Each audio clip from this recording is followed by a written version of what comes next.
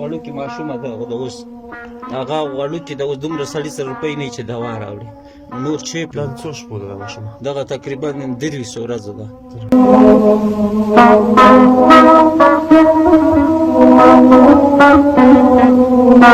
کېدلی ما بس تقریبا دا مې 18 میاشت غټ عملیات مې کړي 8 کاله په ما کار بند ده. زه خپله بازار ته وځم ټال ته کله 50 روپۍ کله 100 وکړو بس دا مزدوري کوو خپله خواري خپله هڅه کوو خو نشته دا اولادونه یې غواړي دا چې ما ته یې راوړه نو دغو ته یې زه له کومه کومه. بسم الله الرحمن الرحیم. درنو لیدونکو سلامونه احترامات ادب مو منه هیله چې تاسو به ښه وئ روغ به وئ د صحت کاري مو پورتن وي. تل پسې راغلي یو د افغانستان پکتیا ولایت سیدکرم ولسوالۍ ته تر څنګ مې یوه کورنۍ ناسته غواړم چې د دې کورنۍ احوال راوخلم څنګه دي د ژمی څنګه ده او حالات یې څنګه دي. ویل کېږي چې خورا په بد اقتصادي وضعیت کې قرار لري.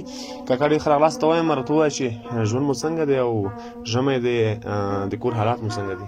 مننه خوشحاله سي دغسې حالات دي ولا زه یم دغسې د واړه بچیان هم دي خپله م عملیات یم زوبل یم واړه به م عملیات دي او د ژمي هېڅ توکې نه لرو چې موږ د وسوځو ګرموالي دپاره خوراکي توکي هېڅ څه نه لرو هېڅ نشته اوسه پورې څوک نه دي راغلي دي موږ پوښتنه یې کړي چې ودرې تاسو څه حال ده بس دغسې حالاتو کې دا اوس تاسې راغلی یو ناڅاپه راباندې راغلی موږ خبر هم نه وو نو دغه حالات تاسې وینئ پخپله نږدې نه نو څه وکړو اوس چاته ورسو چا نه یې وغواړو موږ نه خو بس الله نه پرته الله په هغه کې ناست یو بس الله په تمه ناست یو دغسې یا الله نه یې غواړو انسان ته اوسه پورې موږ داسې چاته هغه نه ده کړی چې موږ ته دا شی راکړه دا اوسه پورې به دغه کور کې ناست یو.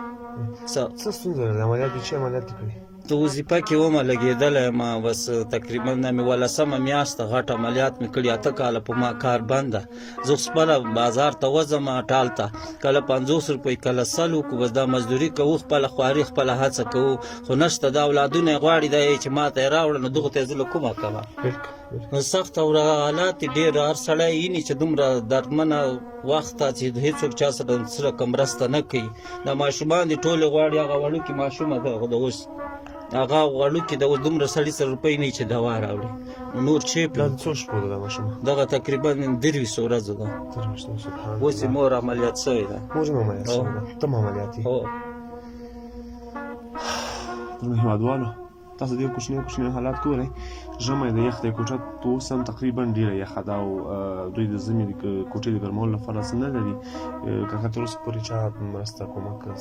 هېڅ چا مرسته نه ده کړې تر اوسه پورې دغه د ژمی راغی نن د هغه چې دا ژمي 4مه ورځ ده او ډېر سخت حالات دي نشته به سهار ووځو ماښامه پورې هېڅ هم نه وي که چېرته 50 روپۍ مزدوري وکړه کله یو شی راوړه کله بل هغه کور ته نه پوره کېږي.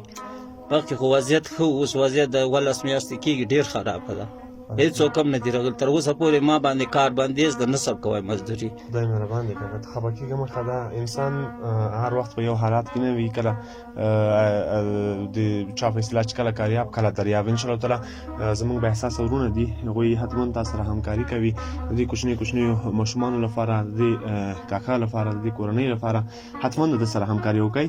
او ته وایه کاکا چې اوس د کور کې د خوراک لپاره څه شته؟ اوس نشته چې شته دغه د پراته یي اوسه پورې اوس بازار ته وتم هغه یو کس راغی چې ونوځې تا ته څوک راځي نو دا اوس بازار ته روان وم مزدوري دپاره مې ماښام ته لږ چیرې پیدا کړو. څو روپۍ ګټې ورځ؟ کله 50 وي کله 100 وي کله 1.5 سل سي هغه هم هغه پورې ټال کې لرګي جګوم لرګي ماتوم. بې کولی شي په دې صورت ځکه نشته دغه د ټپونه مې اوس معلوم دي بیخي وضعیت مې خرابه ده نشم کولی چې یو لرګی جګ کړمه درد دي په درد باندې هغه تېروم وخت ټولو خلکو ته معلومات ده. کله چې کور کې څه نه وي ماشومان یې غواړي نه خود یې غواړي نو کومه نه یې کور ته هغه اوده کور ته یې څملی به نشته که چې وي مزدوري وکړو رایوړو ورته که نه یې وضعیتي کومه نه یې کړو سوال خو چاته نه سو کوی الله نه پرته انسان ته سوال هم نه سو کوی ځکه چې هر څه الله ته تمه ده د الله په هغه وي الله چې پیدا کړي د هغومره به رارسوي بس الله په تمه ناست یو سهار ووځو ماښام راځو کله کله غرمې ماړی هم نه خورو څه وکړو خدای له طرفه دي اوس.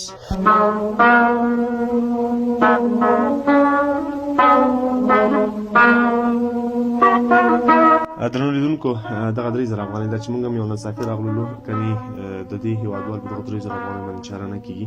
د 3000 افغانۍ زه ورته سپارم تر څو د خوږو ماشومانو ته یو بجې وړو او لږ نور سبزي چې باندې راوړي که 3,000 افغانۍ واخله او هغه مسافر چې تا ویني څه پیغام ورته لري؟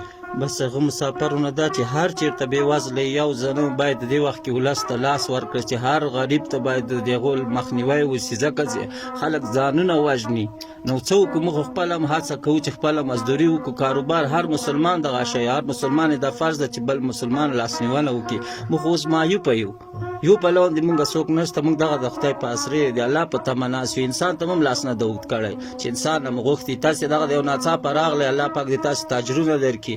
هغه مسافر دی الله عمري کامیاب لري، الله دې چې هر زړه حاجت نیک هغه دی الله پوره کړي، الله دې دوی خوشحاله لري. بس مونږ دا ورته چې هر چېرته غریب یو زنه چې هر چېرته یې به هغو مخنیوی وکړي. هر څه ورسره 10 روپۍ مرسته کوی شي، 15 یې هغو سره مرسته وکړي چې هغه یو څه نه څه ماښام ته پیدا کړي.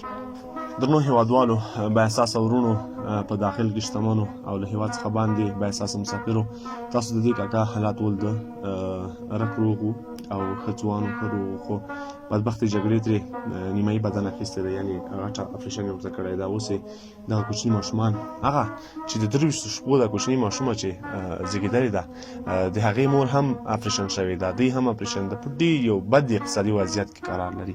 یعنې باور وکړئ که تاسو اوس دلته وئ ډېر یخ ده، کور یې یخ ده او کور څه نه لري، کمرمین به انشاءالله تعالی دوی کور هغه حویلي هم درته وښیي چې دوی په څه ډول حالاتو کې ژوند کوي او څه ډول حالات لري دوی.